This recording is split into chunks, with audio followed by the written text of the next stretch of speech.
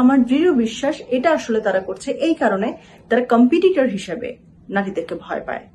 নারীরা মা তো, নারীরা হচ্ছে তারা যারা তাদেরকে জন্ম দিয়েছে, ফলে তাদের সাথে কম্পিটিশনে তারা ভয় পায়।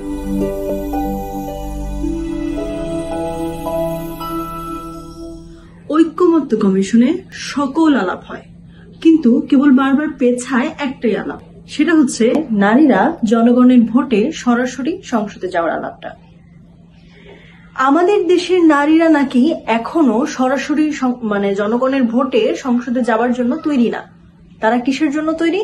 তারা আমাদের পুরুষ যারা সংসদে মনোনীত হবেন তাদের পছন্দের প্রার্থী হয়ে তারা যাকে পছন্দ করবে তাদের মনোনীত প্রার্থী হিসেবে সংসদে যাওয়া, সংরক্ষিত নারী আসনে সংসদে যাওয়ার জন্য নাকি এই তরিকার জন্য নাকি তারা রেডি।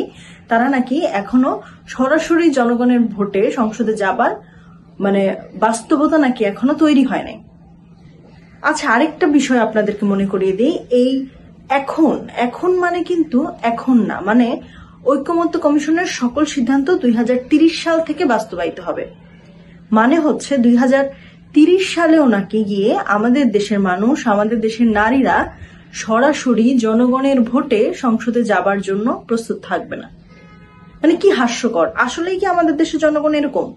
আমার কিন্তু মোটেই মনে হয় না, বা আমার এটাও মনে হয় না তারাই মনে করে আমাদের দেশের জনগণ এরকম।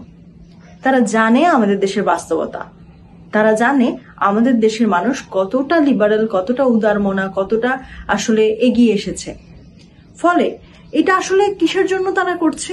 আমার দৃঢ় বিশ্বাস এটা আসলে তারা করছে এই কারণে তারা কম্পিটিটর হিসেবে নারীদেরকে ভয় পায়। নারীরা মা তো, নারীরা হচ্ছে তারা যারা তাদেরকে জন্ম দিয়েছে, ফলে তাদের সাথে কম্পিটিশনে তারা ভয় পায়, তারা নারীদেরকে স্পেস ছেড়ে দিতে ভয় পায়। এছাড়া আর কোনো কিছুই এখানে আমার কাছে লজিক্যাল মনে হয় না। এই দোষগুলো চাপাই হচ্ছে জনগণের উপরে। অনেকটা ওই যে আপাকে ভুল বোঝানো হয়েছে টাইপের শোনায় এই এক্সকিউজ গুলো, এই অজুহাত গুলো। এছাড়া ঐক্যমত্য কমিশনের যে রুমটা, সেখানে নারী প্রতিনিধির যে অবস্থা সেটা খুব হতাশাজনক। এটা বাংলাদেশের চিত্র না। পুরো ঐক্যমত্য কমিশনে একজন বা দুইজন নারীর উপস্থিতি, এটাই কি বাংলাদেশের চিত্র? বাংলাদেশের চিত্র হচ্ছে বাংলাদেশের অর্ধেক নারী। পরিশেষে বেগম রোকেয়ার একটি কথা শুধু মনে করিয়ে দিতে চাই, আমরা সমাজের অর্ধাঙ্গ, আমরা নারীরা সমাজের অর্ধাঙ্গ। আমরা পড়িয়া থাকিলে সমাজ উঠিবে কিরূপ? কোন ব্যক্তি এক পা বাঁধিয়া রাখিলে সে খড়াইয়া খড়াইয়া কতদূর চলিবে।